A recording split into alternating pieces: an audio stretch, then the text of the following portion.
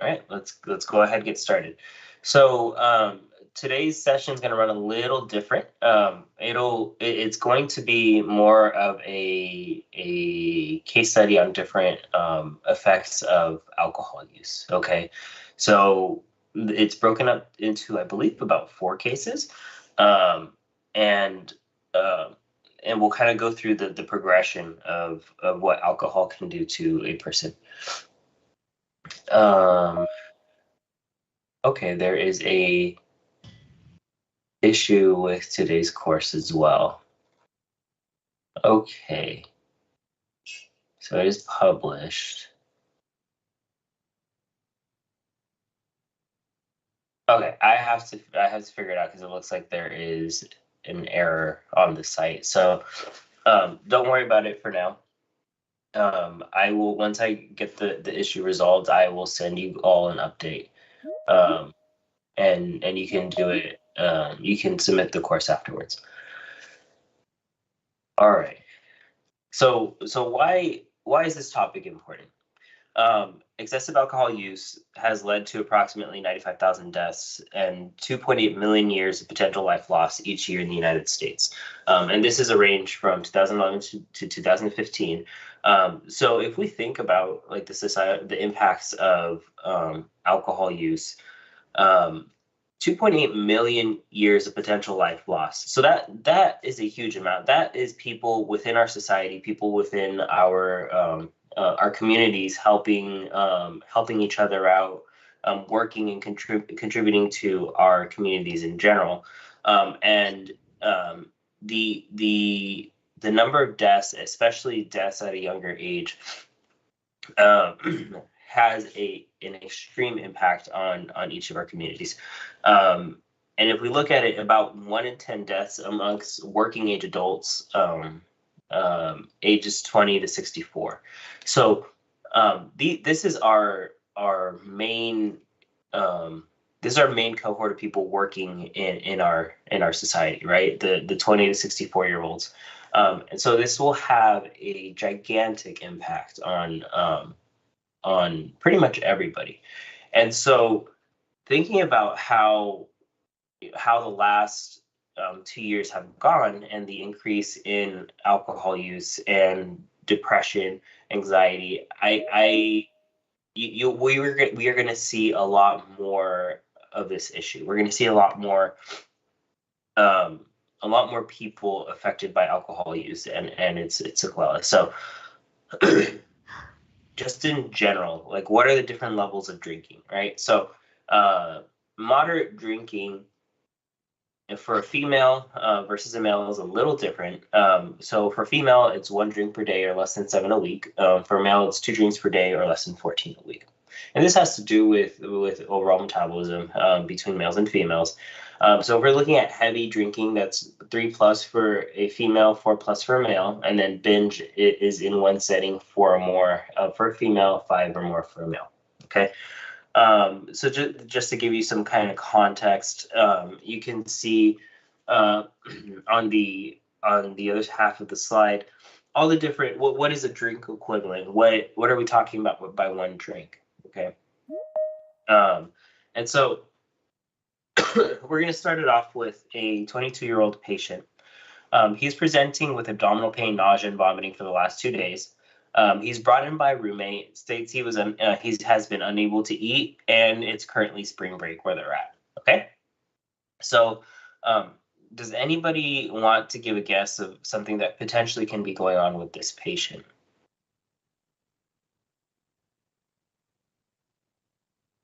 Maybe poisoning. Yeah. Go whoever. I think Emma spoke. So what are you thinking, Emma? Oh, I just said food poisoning, just the vomiting, the nausea, unable to hold anything down, and the fact that it was, I don't know, spring break, maybe something like that. Yeah, I mean, food poisoning, absolutely. It can definitely be food poisoning, the nausea, the vomiting, abdominal pain, very common, especially in bacterial or viral food poisoning. What else? What else can potentially be going on with this patient? Morgan? I was thinking alcohol poisoning. Since it's spring break, there'll probably be a higher amount of drinking. Okay, so what happens if a person is drinking too much alcohol? Like what potentially can be affected? The their whole body system shuts down. Alcohol can affect like the functioning of different body systems. Do you have an idea of any specific organ that it might affect? I'm thinking the heart, the stomach, respiratory system as well. Okay. Um, Minal, what are your thoughts? What are the systems? Would it be his liver? Potentially his liver. Okay. Liver can definitely be affected. Usually, though, if somebody has been drinking to that degree, the liver is not the first thing to act up. You'll have some inflammation, but you're not really you're not causing the nausea, the vomiting, the abdominal pain at that point because of the liver. So what other organ systems potentially? Could it be his gallbladder because of like the vomiting and like bile is stored in the gallbladder? Yes, but the gallbladder is not as affected by alcohol as more so like the diet. If you're producing gallstones, you can get a cholecystitis, so like a inflammation of the gallbladder itself. What else? What other systems do we have in the abdomen?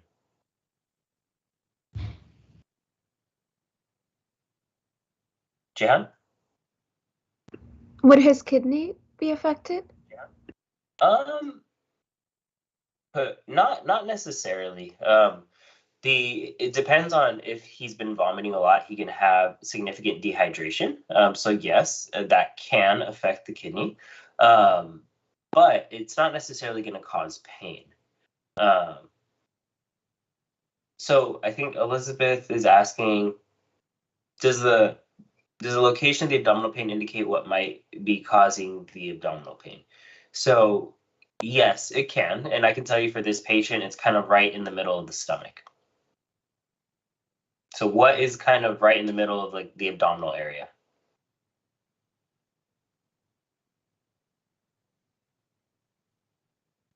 But I think if we, let me see.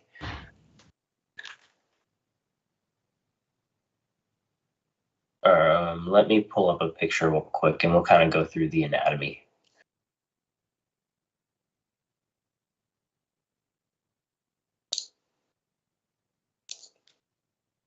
Okay, so if we look at just abdominal anatomy in general, we can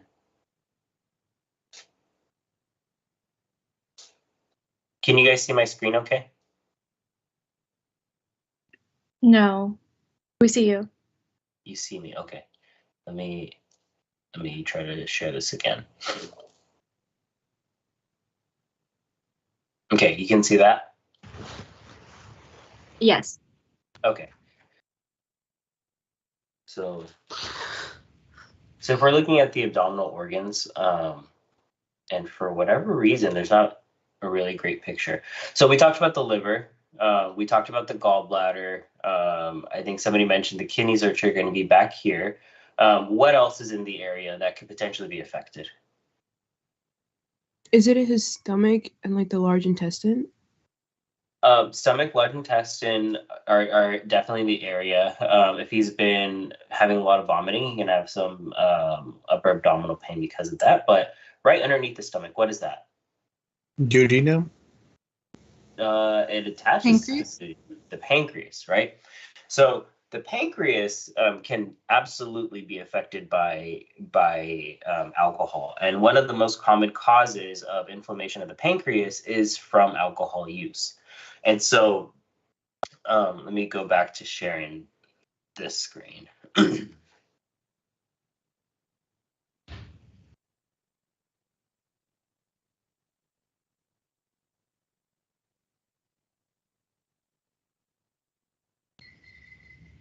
So if we're looking at the pancreas in general, right?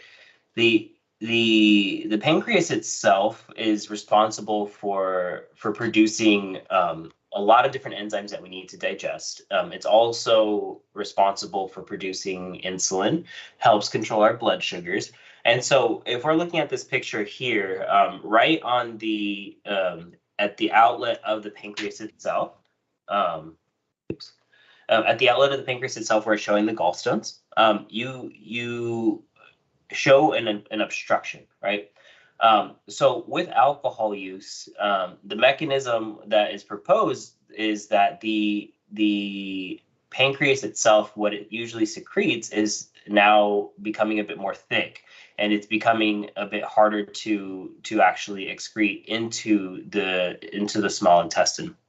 And so what we kind of talked about, you know, the pancreas is secreting enzymes. So if you had the pancreas unable to secrete those enzymes as it was able to do before, what do you think is going to happen to the pancreas?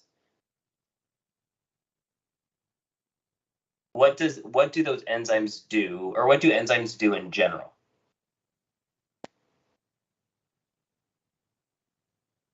We could go. We can go with Elise. What do enzymes do in general?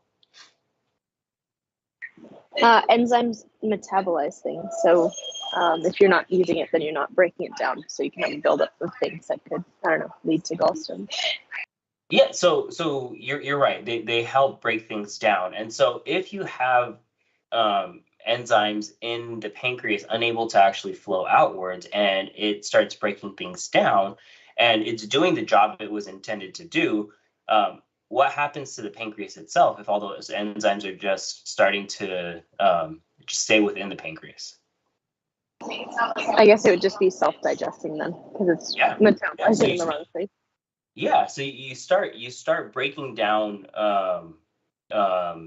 things within the pancreas itself, and so one of the most common causes, like I said, of pancreatitis is alcohol use. Just very similar to the obstruction that we get from gallstones, it can start inflaming the pancreas because of that autodigestion, because the enzymes within the pancreas start to kind of break down some of the pancreas itself. And so if this happens repeatedly over long periods of time, you can potentially end up with a chronic pancreatitis where the function of the pancreas is now destroyed.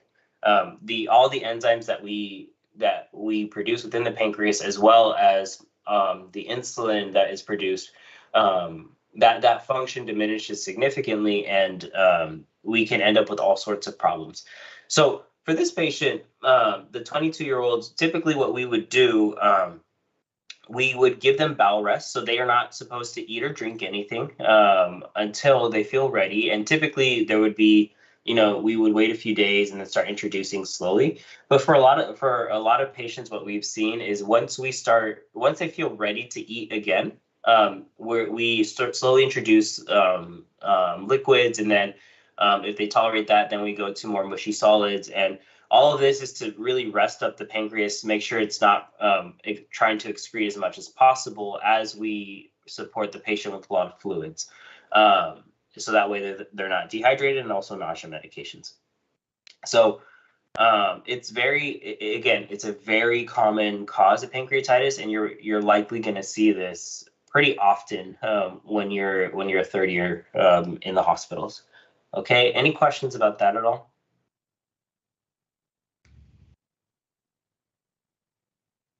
Cool. All right, let's go to the next case. So now we have a 35-year-old patient. So he continues to drink heavily for the next 13 years. He develops chronic pancreatitis, and now he has the vomiting again. But over the last hour, he's been vomiting blood. Okay, so where would this blood potentially be coming from? And we'll go with Bellini. Where would this blood potentially be coming from?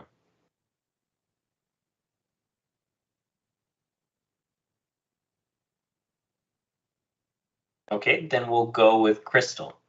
Any thoughts? Hi, I was thinking the pancreas with the esophagus.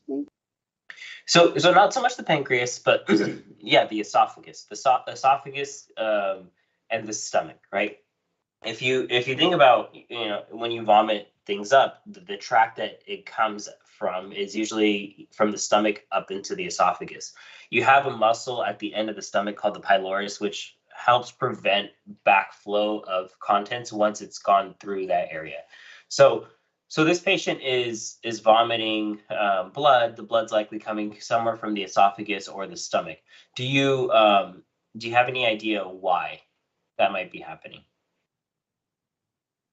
I'm thinking it's because they're maybe coughing too much, or it's just really inflamed, because it looks like it's attached to the pancreas. So yeah, so the pancreas does.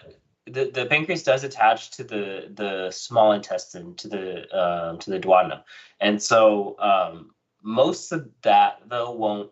If you're having bleeding in that area, it doesn't typically reflux back up into the stomach. But yes, the stomach and the esophagus are likely the causes. And if we and just a heads up, some of the pictures over the next few slides, they show what what the anatomy looks like on once a person is scoped. So if you're squeamish or you don't want to see that, just heads up, it's a trigger warning. So this is what this is an EGD. So what they do is they put a camera down a person's throat and they look at the esophagus. The one on the bottom left corner is what a typically normal EGD will look like. And the other ones on top is what the EGD in this patient may have looked like. So what are some of the differences that you see? And anybody can answer. Yeah, Minal? There's definitely more like bumps and like ridges compared to like the standard. Yeah. So what do you think that is? Inflammation? Not necessarily. What have you ever seen a person's legs look like this? Is it the veins? Yeah. So these are varicosities. So they are dilated veins.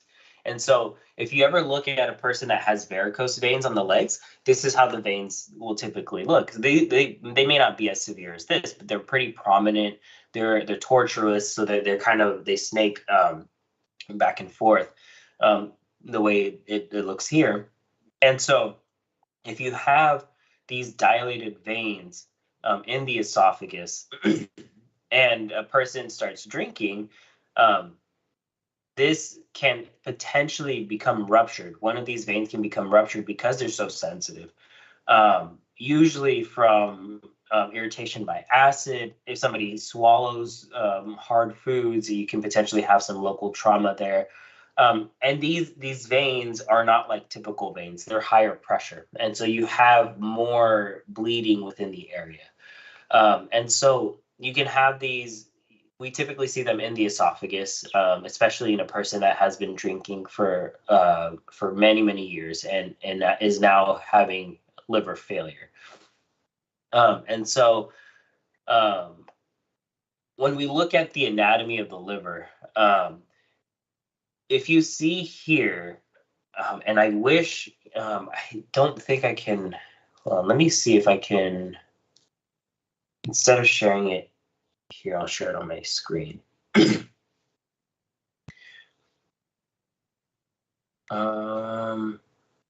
Actually, I can't. Never mind. So, if we look at the liver itself, we have.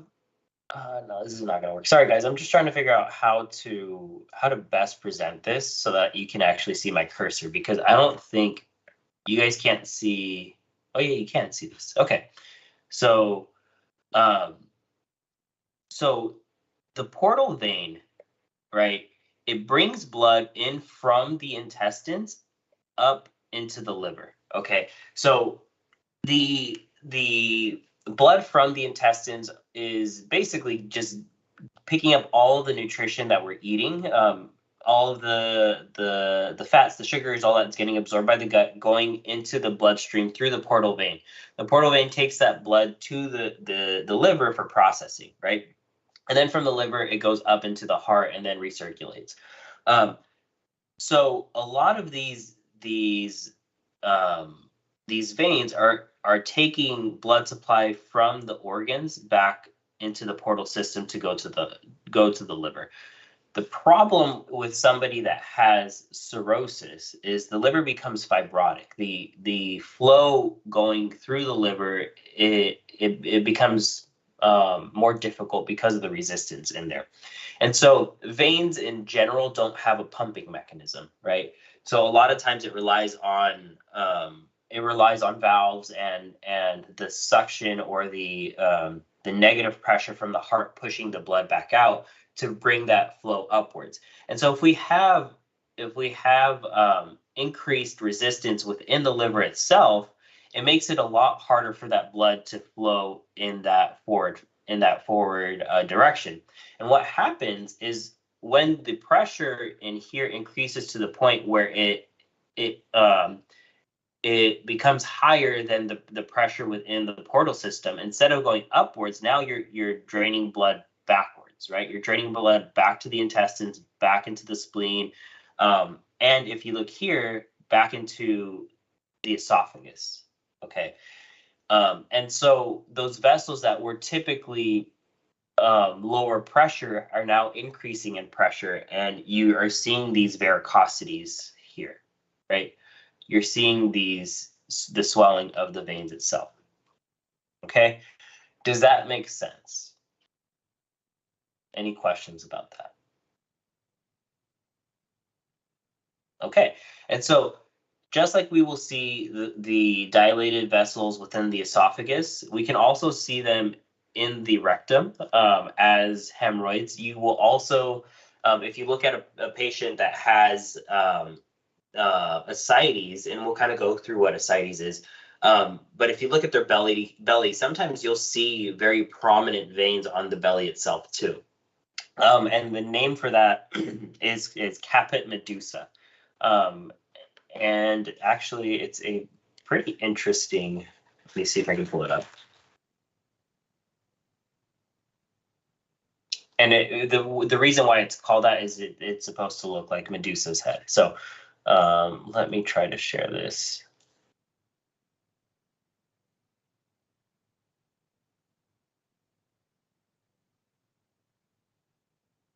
Okay. So it can look like this, right? So around the belly button and upwards, you see the dilation of these vessels here. And, you can get a pretty good amount of swelling. This is pretty extreme, but we tend to see something like this, right? Where you have a little bit of swelling around the belly button. Okay, so let me pull back teams. So because of all this swelling, because of that pressure within the esophagus, the veins in the esophagus, you can have that bleeding. Okay. And so the treatment for this, we want to reduce the amount of acid the patient has as much as possible. So that way we can reduce the likelihood of these vessels opening up and bleeding. We also want to control the amount of pressure there. So we do give medications to reduce the pressure within these veins. And then you have to stop drinking, right? Otherwise, this is going to get worse. Okay. All right. So before we go on, any additional questions? Okay. Okay, so now the patient is 45, okay? He has attempted multiple times to quit alcohol and has been unsuccessful. He's now presenting with abdominal swelling, pain, and fevers, and he feels dizzy and his blood pressure is low. So the slide didn't advance.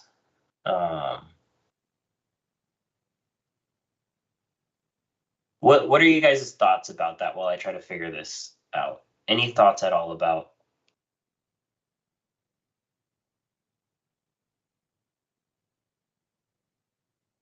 Okay, there it goes. What do you guys think is going on with this patient? Evelyn. thoughts about what might be potentially going on with this patient? Or Emma? It just seems like it's getting more and more extreme, and so like liver failure. I mean, the liver could just be completely shutting down and causing other parts like low blood pressure and things like that. Okay. When we think of fevers, what do we usually think of? What is one thing, Emma, that could potentially cause a fever? When I think of a fever, I think the body's trying to fight off something toxic or infectious. Okay, yeah, an infection. So if this patient is having abdominal pain and swelling as well as a fever, where do you think that, if we're thinking an infection, where do we think that that infection may be? Possible GI tract, since it's in the abdomen. Okay, yeah, so somewhere within the GI tract, it's definitely a possibility. Have you ever heard of the term ascites? No. Okay, does anybody know what ascites is? Yes, is accumulation of fluid in the peritoneal cavity. Yeah, so we're accumulating fluid in the peritoneum. So the peritoneum is basically the cavity between the abdominal wall muscles and the organs within the abdomen. So there is a space between the organs and the abdominal wall that's usually filled with a little bit of fluid. It helps allow for motion of the intestines, and this is what ascites will potentially look like. Oh, it's in advance again. Hold on. This is what ascites potentially looks like on exam. So you have this swelling of the belly like this, and it looks like very, we call protuberant. It's very out there. And so if we look at the okay, if we look at the abdomen here, these right here, all of this that I'm outlining, these are your intestinal organs, right? This is the abdominal wall, right there. So we have all of the space in here filled with this gray material, okay? Does anybody know what that gray material is? Air. No. So air, if we look at the lungs, it's kind of hard to see. What color is the lung there? Light gray. Would it be fluid? It's fluid, yeah. The lung tissue itself is typically black. The air on a CT scan is usually black. And so this is between kind of like the lighter color of the organs, or even if you look at the most extreme example of the bones here, the bones are very, very, very white. Air, which is less dense. So the bones are very white because they're more dense. The air here, which is part of the lung, this part right here, that is black because it has a very low density. And if we're looking at the in-between, that's usually some type of fluid. Okay, so on a CT scan,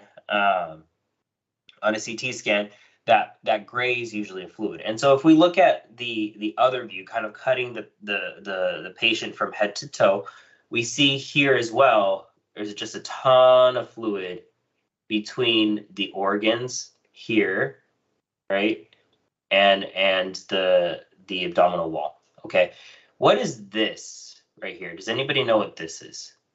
That thing that I just circled.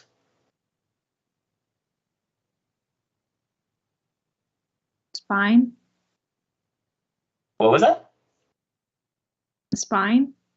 It's not the spine. So opposite of the liver, when we looked at this slide, what's on the opposite side of the liver that tends to grow if somebody has cirrhosis? Oh, you guys can't see it. Hold on. There you go. What organ is that on the opposite side of the liver? The spleen. The spleen. Yeah. So it's the spleen. So the spleen is a very vascular organ, and it gets a lot of blood flow to it, and it's supposed to drain out back into the portal system. But because of the pressure, you're now getting more and more blood to the spleen. It gets a lot bigger, and so if we look at, there we go. If we look at the spleen here and here, it's a lot bigger than what it's supposed to be. So the last thing I'll point out, the liver contour, it's not very smooth. You have like these jagged edges here, right there. That's very classic for cirrhosis. And so the liver tends to shrink. It becomes more nodular, more fibrotic. So this is a picture of somebody with ascites. And if you have all this fluid in this area here, and you have a swollen and tender belly, what do you think is happening with a fever? What do you think is happening with this patient? Peritonitis? Yeah, peritonitis. So you have inflammation and potential infection of this fluid, right? So anytime you have a fluid that's not able to drain in the body, your risk for infection increases. Exactly like we think about with someone with appendicitis, where the appendix gets plugged up, and that little, so if we look at pretend this is the colon here, and then we have the little appendix here. If you have any like fecal matter that plugs up this area, now you have this part of the appendix unable to drain out. And if you can't drain that fluid out, it can become infected. That's how you get appendicitis. Same thing here. If we can't drain this fluid out within the peritoneal cavity between the organs and the abdominal wall, that could potentially get infected, and you end up with something called a peritonitis. And so, how does bacteria, or how does infection actually get into this area? So we have bacteria in our gut. We have bacteria that is important to our overall metabolism and making sure we're able to break things down. And so we have some bacteria in there that can be pro-inflammatory.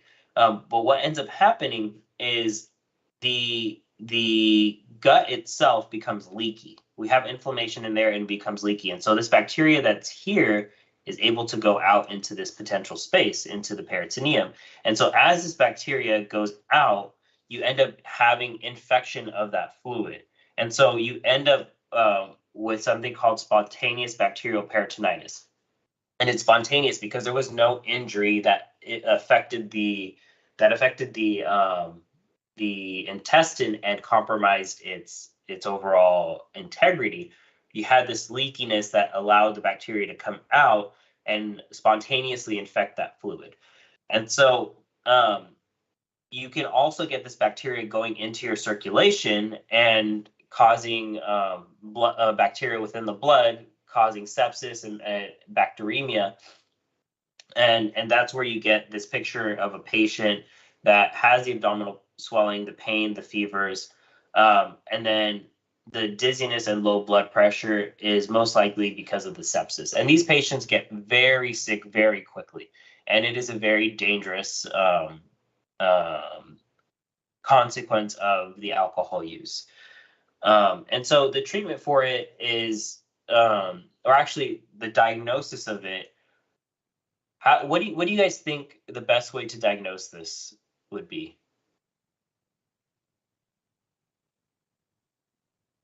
How would you decide if this fluid is actually infected?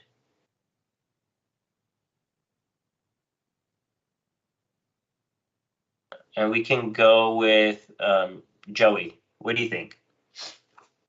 How would you actually diagnose this or see if this fluid is infected? Could you just take like a sample from the fluid? Yeah. Yeah, you can take a sample. So how would you do that? Just like a needle and just like pull some out. Yeah. So what is do you know what that's called? Not off the top of my head. No worries. So basically you're gonna get a needle, poke it right through there, and suck out some of the sample. And so this is called, or I guess this is kind of just another picture of the infection within the peritoneal cavity, which we kind of talked about. But this is called the paracentesis, right? So this is what normal acidic fluid would typically look like. It's kind of the straw-colored fluid. You usually won't see any blood in it. It's not cloudy. It's very clear. And so if we're draining the fluid within this cavity here, we can send it to the lab and see what percentage of it is white blood cells. You can culture it. You can basically do the labs on it to see what's going on in there. This fluid here is actually not necessarily SBP, or spontaneous bacterial peritonitis. This is taken from a patient that had tuberculosis in the abdomen. So it's not quite, you don't quite see this in a person with SBP. But I put this in here because I couldn't find a good picture of what SBP fluid would potentially look like. But you have this cloudiness in there. It's not clear, and it doesn't look like this straw-colored clear fluid there. So you'll send this to lab. You'll get you'll get the number of white blood cells. You get the cultures, and depending on what you see, if it looks like this is possibly an infection, technically, even before then, if you have a high suspicion of SBP, you're already starting antibiotics, okay? Questions about that at all?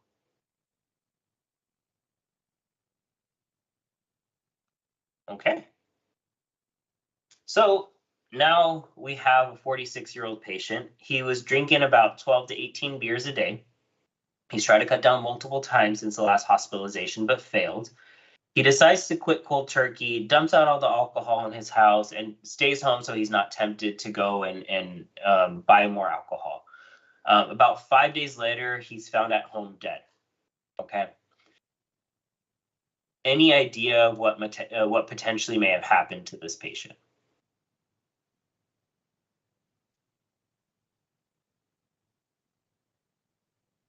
Let's see. And this is a harder question, but Maddie, what do you think potentially may have happened with this patient?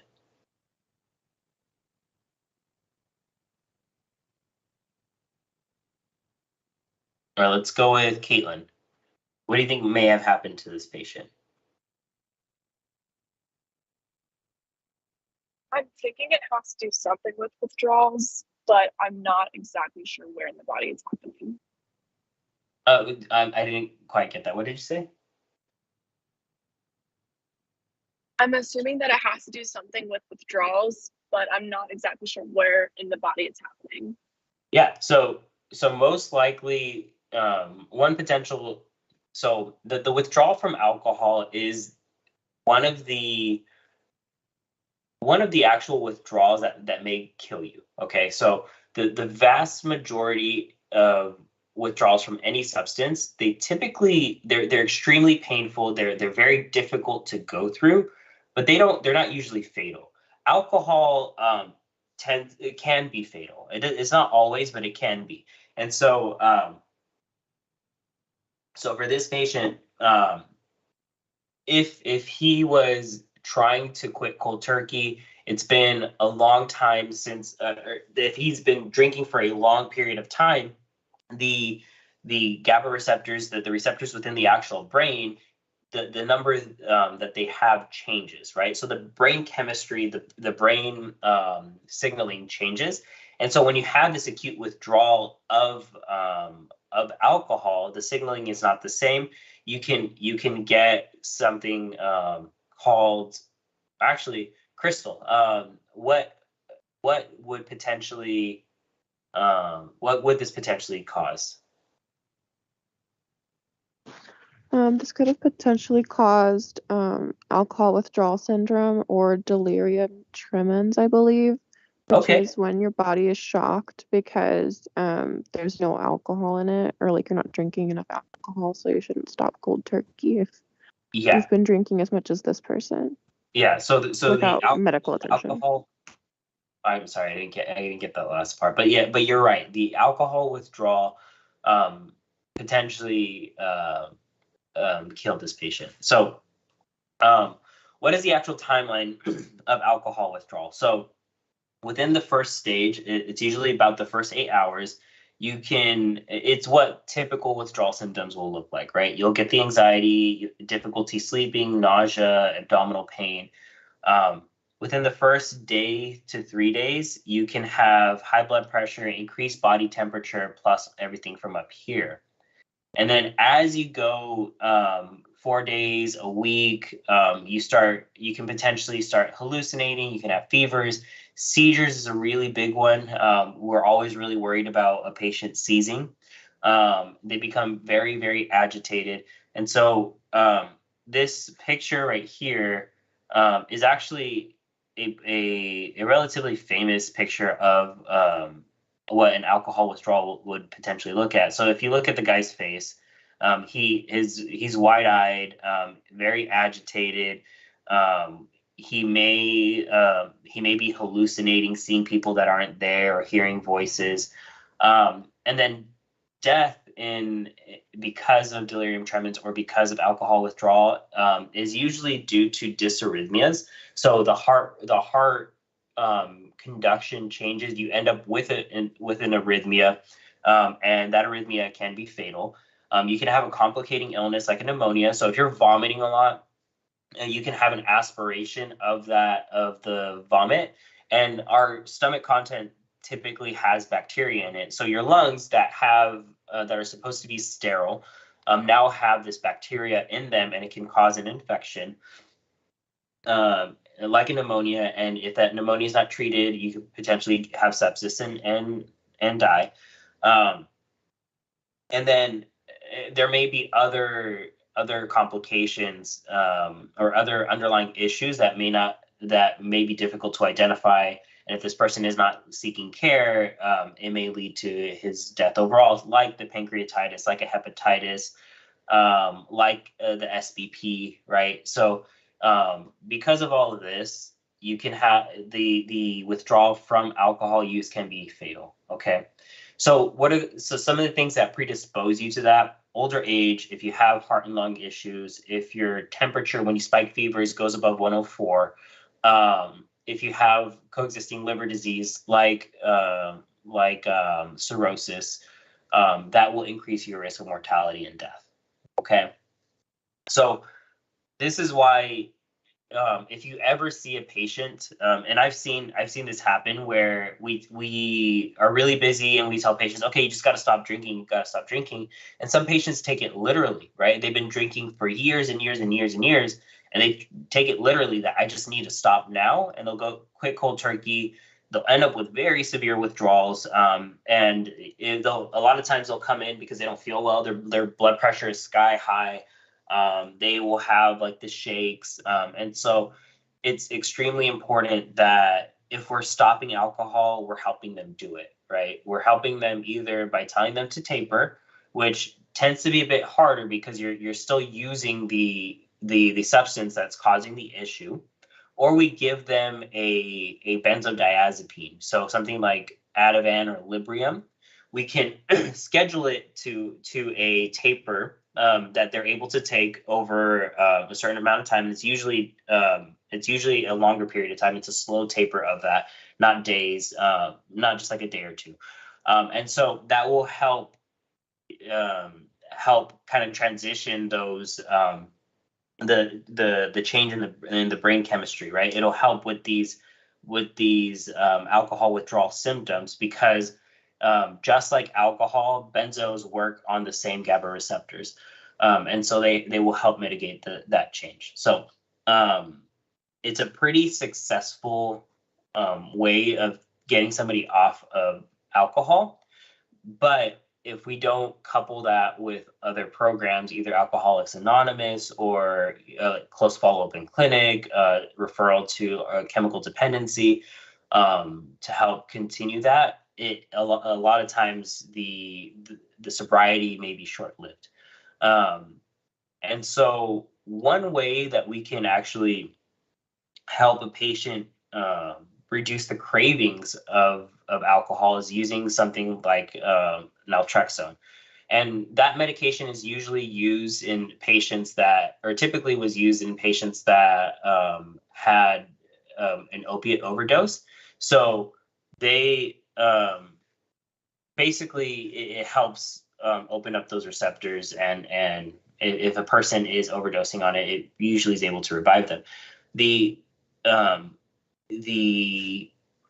proposed mechanism from the last time I looked into it is that it helps block kind of the reward pathways within the brain when a person drinks alcohol, and that reduces the actual cravings to alcohol. It doesn't stop them from alcohol. It's not like antabuse that was used in the past, where if you take it and if you drink alcohol, make you super sick and you try to create an aversion to it. This is more of a way to decrease the amount that a person is drinking, and it's more of risk reduction versus total abstinence. And it has been more successful than previous ways to treat alcohol use disorder. So that's about everything that I have for you guys. Do I have any questions, any thoughts, anything at all? You said the naltrexone was for alcohol as well, or is it just for like other overdoses, like opioids? It was traditionally used, so like the naloxone, right? It's very similar to naloxone, what we typically would give in the field if a person is suspected to have overdose. So the naltrexone, it is now used, or I use it more because one, I don't see a lot of opiate use patients. I see more of the alcohol, so I use it more in my practice to help reduce the cravings for alcohol. So I use it more for alcohol use disorder than anything else. Other questions that you guys have?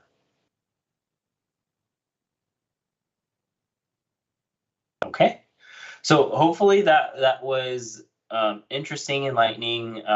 If you have other questions, feel free to send me a message. I will work on getting the site up and running again, so that way we can do the quizzes, and I'll send everybody an email once those are up. Okay. If you do have any issues, just send me a message and we'll kind of figure it out. Most likely it'll be sometime this week that it'll go up, and again, you'll have until the end of our sessions to complete all of the courses. So yeah.